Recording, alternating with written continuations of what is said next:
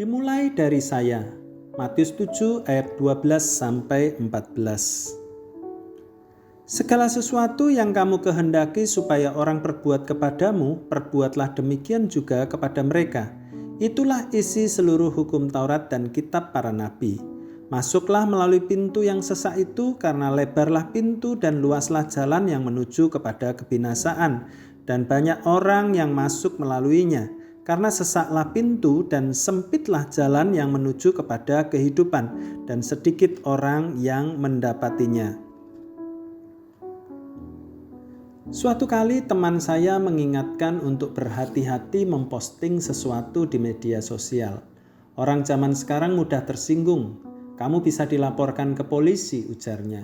Padahal sejak kecil kita diajarkan untuk saling menghargai.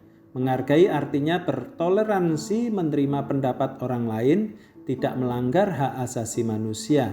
Akan tetapi kenyataannya begitu sulit untuk menerima pendapat orang lain. Firman Tuhan mengajarkan betapa pentingnya sikap saling menghargai.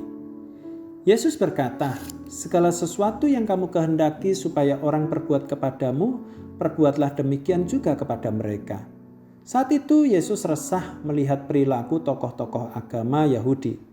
Mereka merasa hidupnya paling saleh. Mereka merasa sudah melakukan kehendak Allah dengan menjalankan aturan Taurat secara ketat. Pemahaman itu membuat mereka cenderung menghakimi dan mengutuki orang-orang berdosa. Mereka menghargai diri sendiri, tetapi tidak menghargai orang lain.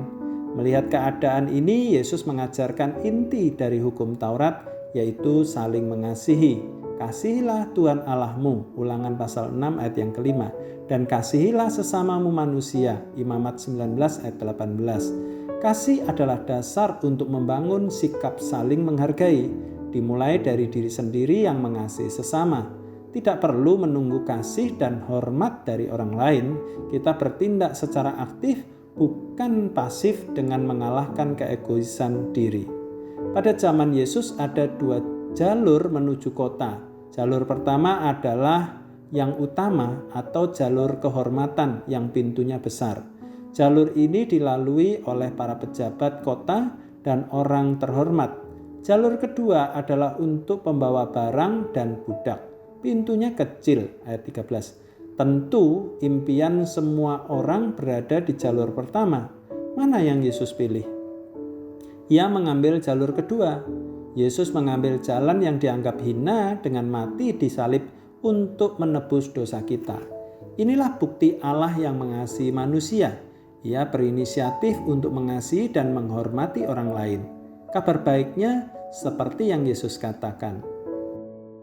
Barang siapa ingin menjadi besar di antara kamu, hendaklah ia menjadi pelayanmu. Dan barang siapa ingin menjadi terkemuka di antara kamu, hendaklah ia menjadi hambamu. Matius 20 ayat 26-28. Siapkah kita menjadi hamba untuk lebih dahulu mengasihi dan menghormati sesama?